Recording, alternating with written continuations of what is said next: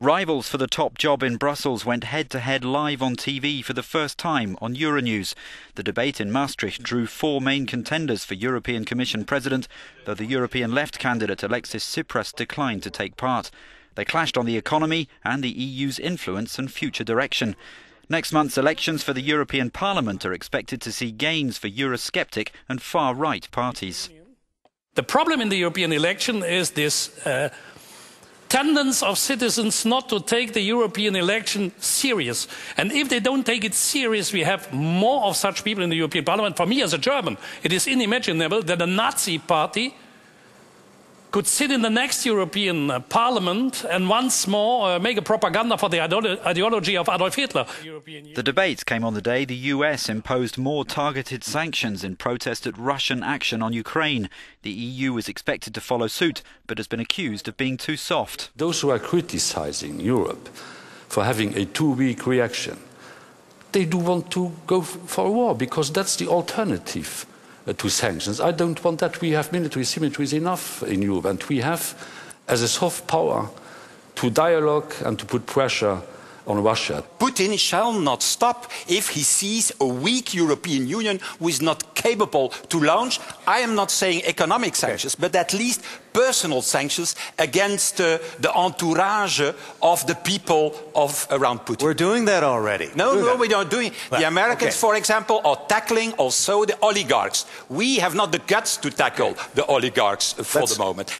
The debate on Ukraine and Russia quickly led to a discussion about Europe's reliance on Russian gas and whether the EU is doing enough to develop alternative sources of energy. I absolutely think that we should restrict our energy dependency from Russia. It's a shame that the European Union budget, exactly in this research and also support for small and medium enterprises, exactly in the areas of renewables and energy efficiency, has been reduced by my dear colleagues here.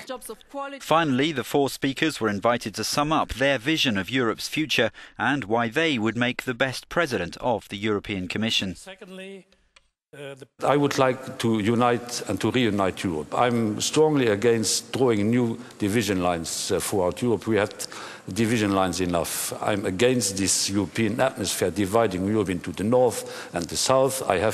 We have to reunite Europe. I want to give back to the Europeans justice and fairness, and to show that European institutions are there to care about their individual interests as ordinary citizens. I want a Europe of citizens and not a Europe of banks and speculants. What we need is a new leadership in Europe. A new leadership that is breaking away from the old recipes of the conservatives and socialists. Conservatives were mainly defending the status quo, and socialists would think that with new debts they can emerge from the crisis. What is simply the origin of the crisis? We Greens, we want to propose a Europe that cares about the people, that is not a Europe only of the single market, that is not a Europe of the big business, but it's a Europe that cares about the social rights of people. As before, the new European Commission President will not be directly elected, but the European Council, the heads of state and government, will have to take into account the result of elections to the Parliament when making their choice.